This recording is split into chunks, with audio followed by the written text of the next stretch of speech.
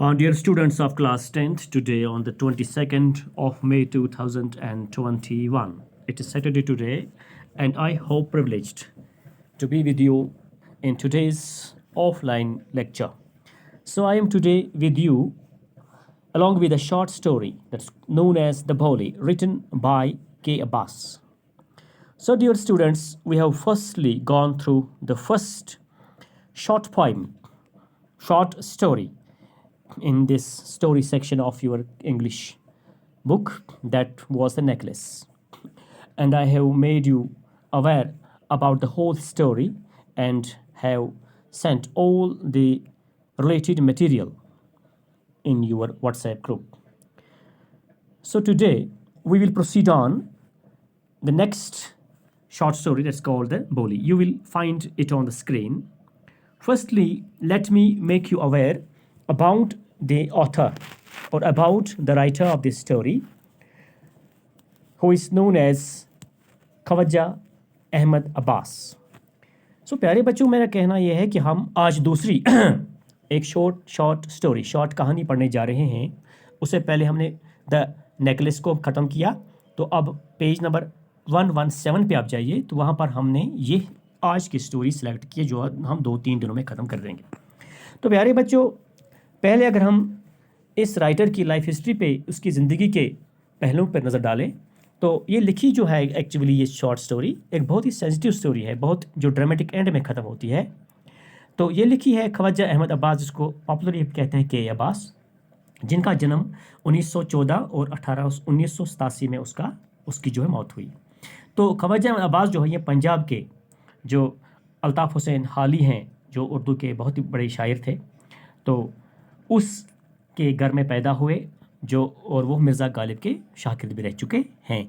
तो जहाँ तक खवज्जा अहमद अब्बास की ज़िंदगी का ताल्लुक़ है, तो वो अक्सर इंडियन फ़िल्म इंडस्ट्री में फ़िल्म डायरेक्टर भी रहे हैं, वो नावल निगाल भी रहे हैं और स्क्रीन राइटर भी लिखे हैं. उसके अलावा वो जर्नलिस्ट रहे हैं, उर्दू में, हिंदी में और इंग्लिश लैंग्वेज में. ठीक है. उसने काफ़ी हिंदी फिल्मों को भी बनाया है, जैसे साथ हिंदुस्तान है, सहर और सपना है. इसी तरह से राज कपूर की फिल्म्स जो है उसमें उन्होंने स्क्रिप्ट्स लिखे हैं. तो खवज्जा अहमद अब्बास जो है, इसको 1969 में एक पद्मश्री अवार्ड से भी नवाजा गया. इसके अलावा इसने कम से कम 73 यानी 73 बुक्स इसने इंग्लिश, उर्दू और हिंदी में लिखी हैं.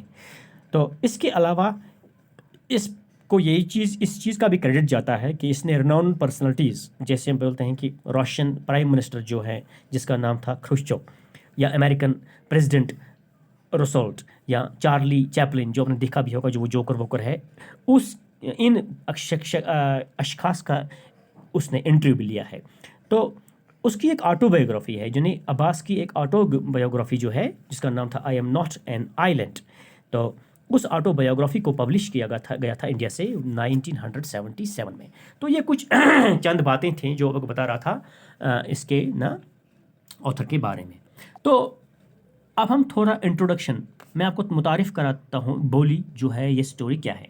ये एक छोटी सी बहुत ही इंटरेस्टिंग बाहस स्टोरी है, दिलचस्प कहानी है, जिसका इख्तिताम, जिसका कल्मिनेशन है, जिसका एंड बहुत ही ड्रामेटिक अंदाज में होता है. तो लिखी है किसने? ये के अब्बास ने. तो इसमें जो कैरेक्टर एक्चुअली है वो एक लड़की है जो बहुत ही इनोसेंस, बहुत ही जैसे मासूम या बहुत ही सिंपल लड़की होती है. तो वो लड़की जो है आखिर जो जब एंड होती है स्टोरी, तो उस वक़्त जो है वो एक हिम्मत जैसी मिसाल सामने आती है. तो उस लड़की का जो बचपन होता है, इस बोली का जो बचपन होता है, बचपन से ही वो बेचारी लड़की जो है वो घर में उसको नेगलेक्ट किया जाता है.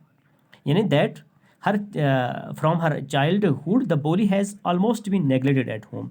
उसके पास जो था, उसके पीछे जो रीज़न था ये था कि उसके पेरेंट्स जो थे वो उस लड़की के हवाले, अपनी बेटी के हवाले से बहुत ही परेशान हुआ करते थे कि उसकी मैरिज होगी नहीं होगी. वजह ये थी कि उसका फेस जो था, उस पे ना जो पोक मार्क, जो छोटे जो दाने दाग जो होते हैं, जिससे शक्ल जो है इंसान की थोड़ी बदसूरत सी दिखने लगती है. तो उस चीज़ को लेके जो उसके पेरेंट थे बहुत ही परेशान हुआ करते थे.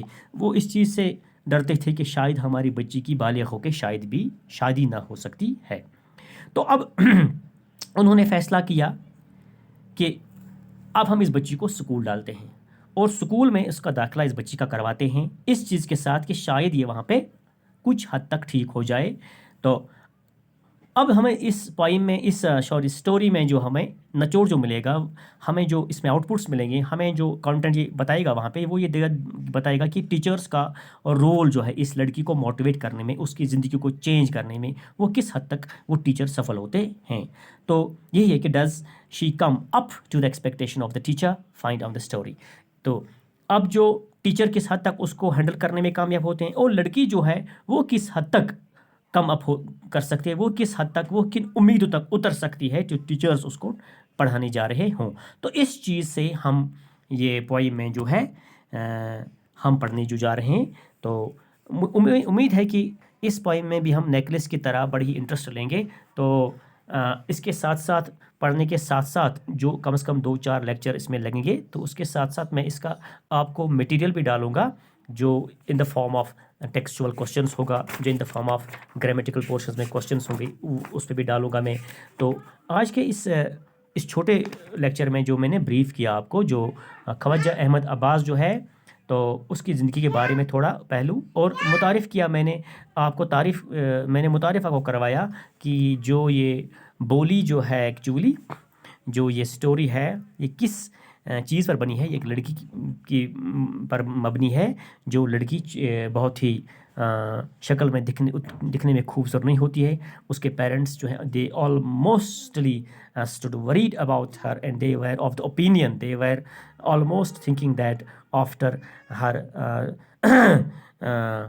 in her late age she won't get married.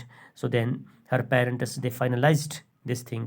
They finally sent her dear girl to the school, and now it was up to the girl and up to the teaching staff or of the teachers to motivate that girl, or to bring that girl, or to bring the thoughts of that girl to the proper track.